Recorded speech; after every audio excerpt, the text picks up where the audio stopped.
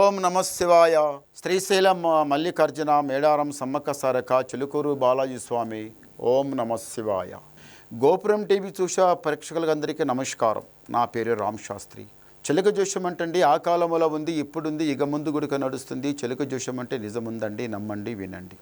మే నెల 18 నుంచి 24 వరకు ఈ రాశి మీద గురుబలం ఎంత ఉంది, ఈ రాశి మీద శనిబలం ఎంత ఉంది, మంచి ఎంత, చెడు ఎంత, లాభం ఎంత, లుక్సాన్ ఎంత, కష్టం నష్టం సుఖం దుఃఖం చెప్తా వినండి.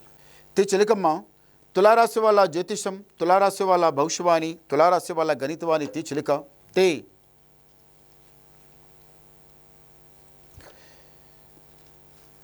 చిలకమ్మ తులారాశి వాళ్ళ జ్యోతిష్, తులారాశి వాళ్ళ భవిష్యవాణి, తులారాశి వాళ్ళ గణితవానికి. వావ్! తులారాశి వాళ్ళకి సాక్షంగా అమర్నాథుడు.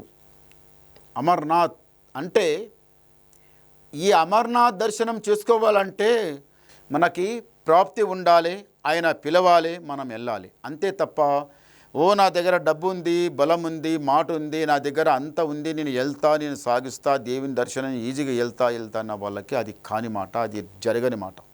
అమర్నాథ్ దర్శనం కంటే చాలా మించిన దర్శనం అది. అమర్నాథ్ దర్శనం, అమర్నాథ్కి చూడాలంటే 2 కళ్ళు సాలయి.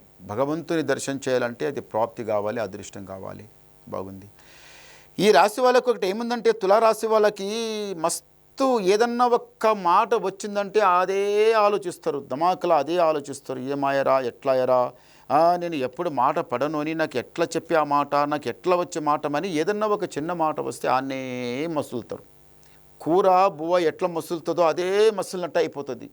ఒక దిక్కు కోపం వస్తుంది, ఒక దిక్కు ఆవేశం వస్తుంది, ఒక దిక్కు మళ్ళీ ఆలోచనించి మళ్ళీ నిదానం అయిపోతారు. అందరితో ఎందుకు, ఎవరితో ఎట్లా ఉండాలి, అందరు కలిసి ఉందాం సరేలే అని మళ్ళీ నిదానంగా వస్తారు.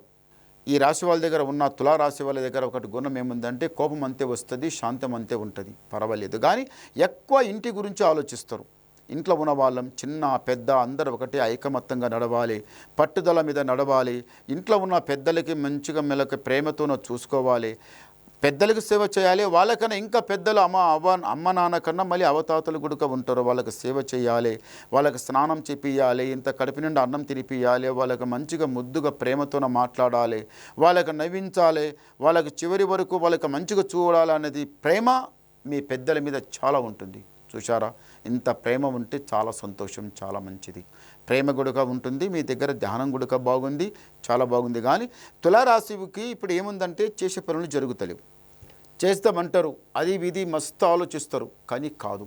ఆరోగ్యం గుడక చాలా దెబ్బతింటుంది. ఆరోగ్య సమస్యలు అయితే చాలా ఎక్కువ. కానీ అప్పు బాధ చాలా ఎక్కువైపోతుంది.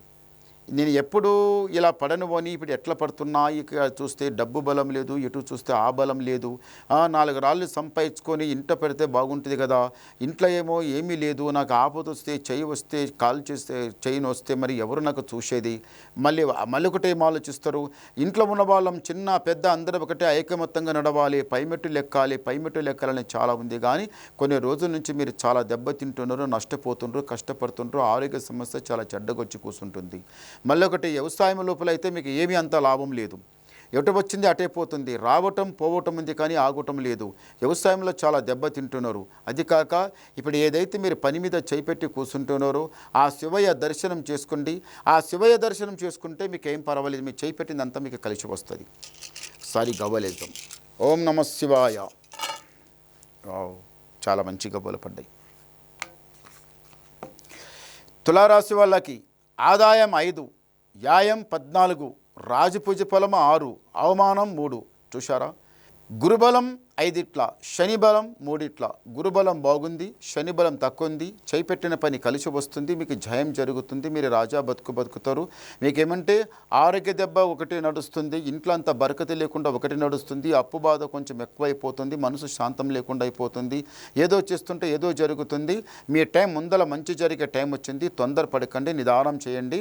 మళ్ళీ ఇంకేమన్నా మీరు డౌట్ వస్తే నాకు ఫోన్ ద్వారా మాట్లాడండి, మీ డౌట్ క్లియర్ చేసేస్తా, ఉన్నది మొత్తం చెప్పేస్తా. నమస్కారం. ఓం